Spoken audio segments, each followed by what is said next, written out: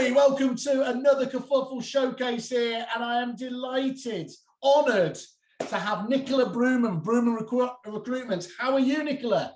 I'm really well. Thank you, Simon. I'm really well. You're looking exceptionally well. That must be, we're filming this on a Friday, so it's that whole Friday feeling going on. Oh, yeah, definitely. It's a full effect, fantastic. You know, obviously, the little competition we've got with Jerry Lyons. Not that there is a competition.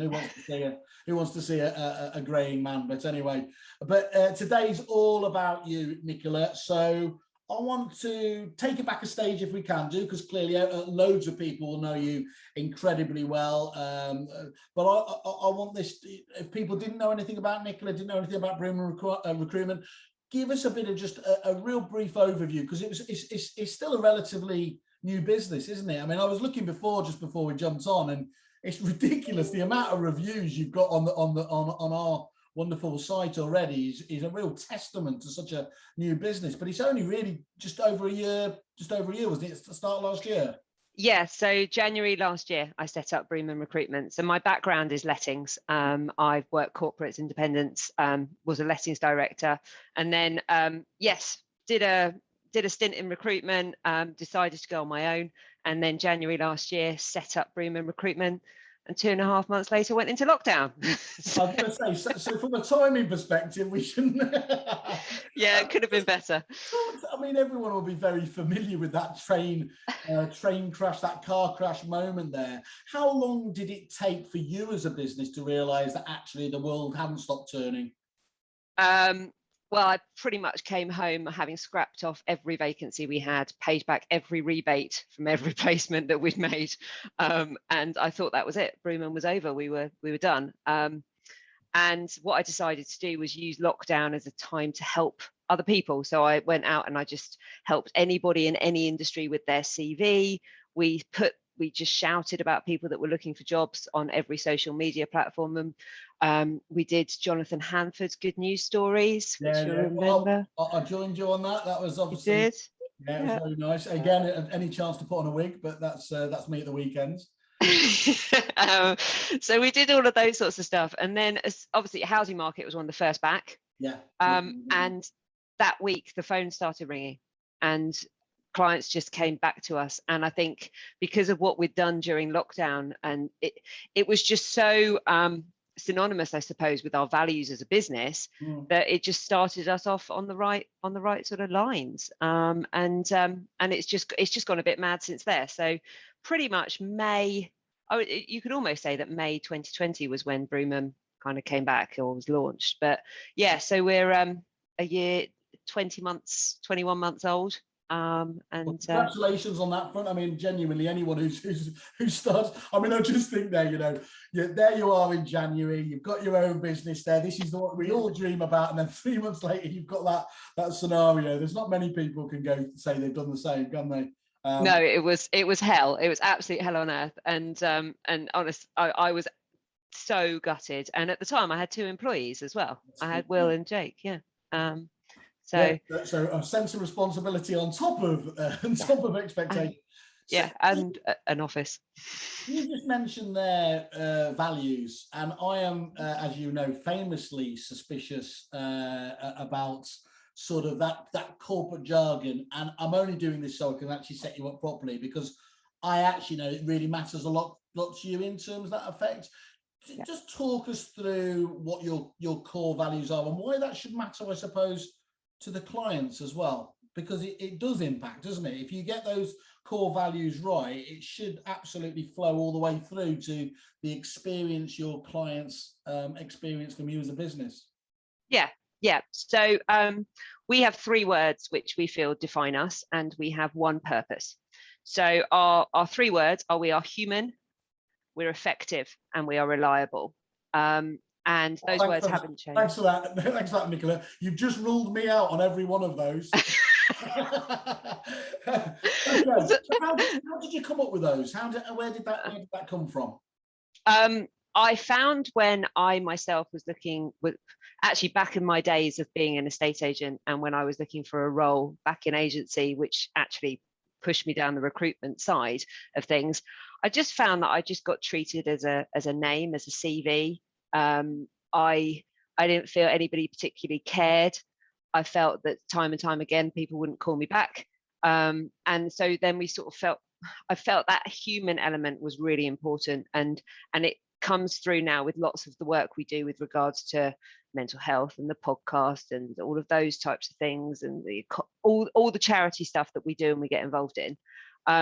But also the way that hopefully we treat each other and our clients and our candidates, but also the reliable bit, because I just felt so many broken promises are made in recruitment, and like the effective bit in terms of actually doing the job and doing what we've been asked to do.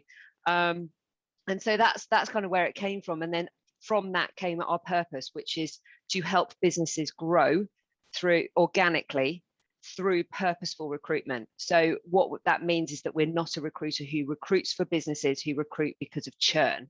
We recruit because they're actually growing. So that gives you an idea of the kind of businesses we work with as well. Is we're not about a bums on seat recruitment. That's not what we do. We're actually about partnering with our clients to help them to grow by recruiting in the right way. So when we asked you about the title for today, you wanted to call it a chat about recruitment, but not about recruitment. So just, if we aren't talking about recruitment, what are we talking about? Okay. The reason why is because I think that everyone knows what recruitment is, or everyone has an idea of what they think recruitment is.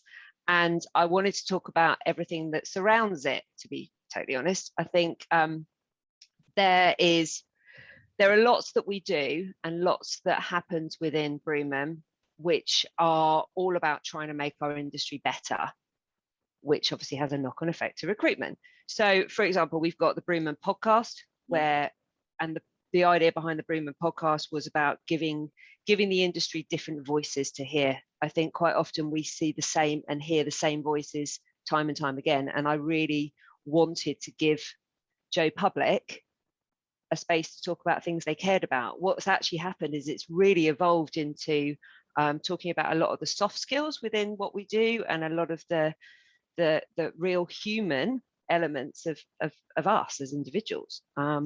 So I kind of wanted to touch on that side of things. And the reason why that podcast is really important is because it does link to recruitment, because we talk about things like confidence. We talk about working in different markets and different industries. We talk about how do you feel about business planning? How do you hire someone with Asperger's, and what does that mean to your business? All sorts of different stuff. But then the other side to it as well, which I wanted to talk about, which was not about recruitment, was we're bringing in over the next probably 6 to 12 months are going to be really exciting, I think, for our industry, because what we're doing is we're bringing in a coach, a career coach. And this career coach is going to be working with clients and individuals. And he's a qualified coach, got letters after his name and everything. So he knows what he's doing. But he comes from a prop tech background, and he used to be a lettings director. So he's done both sides of the coin. And what we want to do is we want to actually start advising people on how to get the most out of what they do to be the best version of themselves that they can be. And I felt that when I looked at our industry as a whole, there's lots and lots of business coaches out there, loads of coaches that go into businesses and advise leaders on what to do. But there aren't very many people that actually work with the foot soldiers and the people on the ground. Very true. It's very true, isn't it? Yeah, it's often just goes back to what people would loosely call the decision makers. But ultimately, you know, if you want the business to thrive, it's got to be the people at the coalface, isn't it? Yeah, completely. And I've done quite a few webinars and things with Property Mark, where we've looked at how to retain your staff, planning your career was one that we did recently, how to get into property, effective recruitment and proper onboarding. And what all of those things have led me sort of down the route of is to go, well, a really good business isn't a good business unless you really look after the people that are in it. And it might sound counterintuitive for us to be helping businesses to actually retain their people by talking to them about how to improve their careers. But it goes back to our purpose, and our purpose is to work with businesses that grow through or recruit through growth, not recruit through churn. So so just on that, there was a very negative viewpoint about, I heard many moons ago about some business owners didn't want to train and develop their staff too much because they would then bugger off. These days, of course, is the people are just so much more demanding and serious about self-development, aren't they? So they're going to disappear if you don't give them that. So is that very much in line with what you're thinking about here, is giving them, I mean, people talk about generation, Z and everything else, YZ, and they really need all that. Is this simply a response in terms of just understanding where the whole marketplace, the employment marketplace, is going?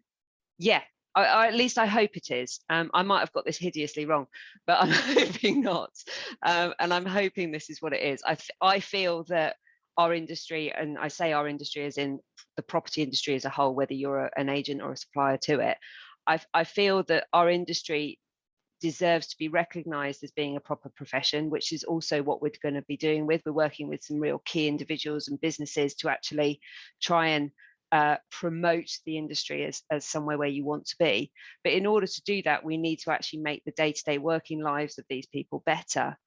But I've been working with a few businesses, and a few of our clients have come to me recently to sort of bring me into their business to look at what they should be offering their employees in terms of benefits and setup and how they should be treating people, because they want to look after them. And I think the last 18 months has probably shown a lot of employers that if they want to retain their good people, they genuinely need to look after them.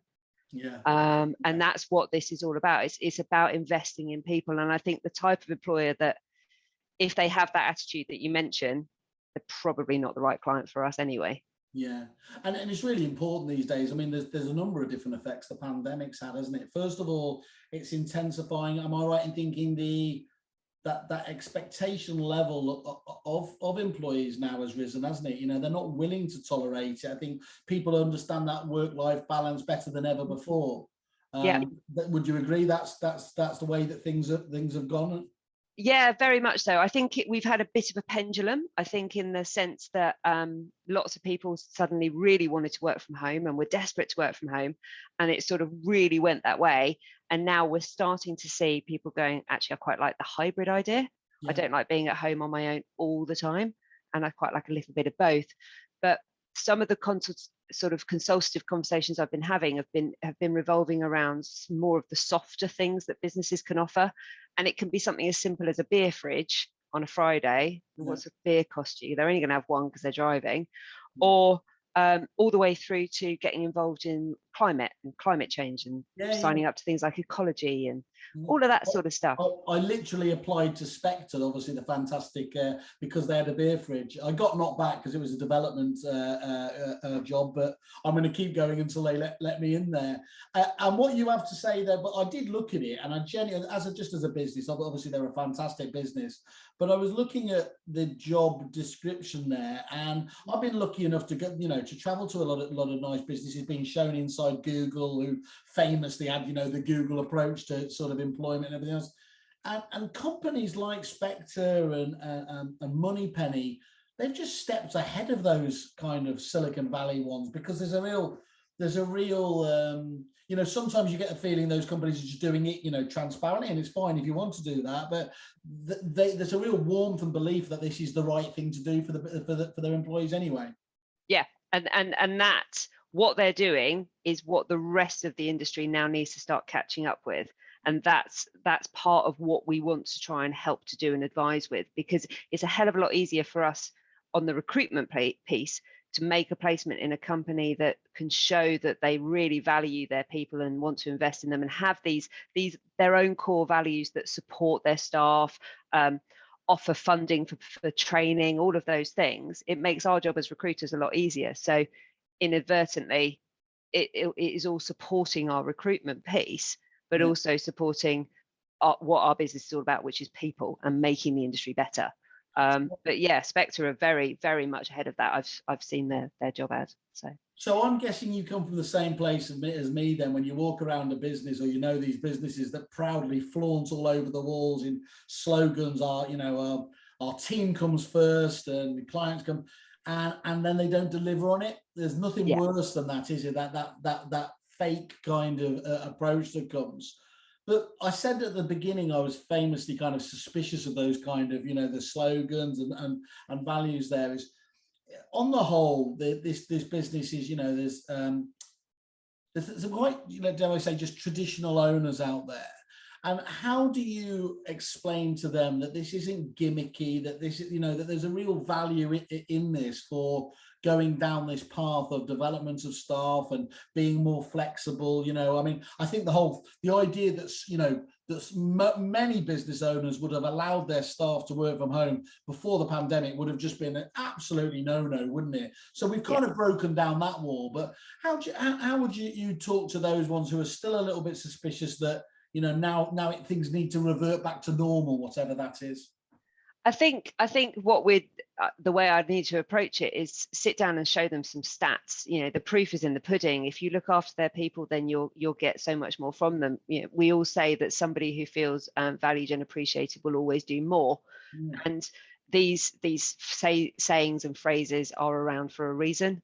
And we could quite easily pull off some stats and show them the churn with regards to different ways of doing things and having these softer things versus not.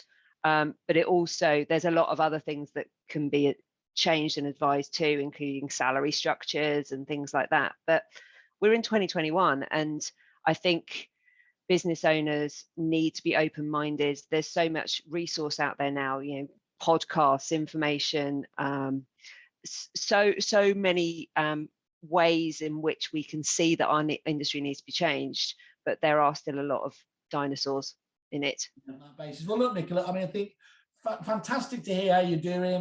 We see you all the time, love the podcast, obviously love your forthright attitude and everything. So continue, obviously, on that front. There's not enough of that out there in terms of there. But I think, just if I was to reiterate again, just from what I can see, is you're more than just recruiters, aren't you? You've got a real passion for it. I say it till people are sick in the face. I know you will be one of those people that definitely does not want to just be seen as a supplier to the industry. You want to be a partner to these businesses. And what I'm seeing from, as I said, from people just talking to me off there, or the reviews from people on your landing page on kerfuffle.com, you are really hitting the right notes at the moment. So congratulations to it, and really keep up the good work. Thank you. Thank you for having me. No problem at all. I'll catch up with you soon. Cheerio. Thanks. Bye.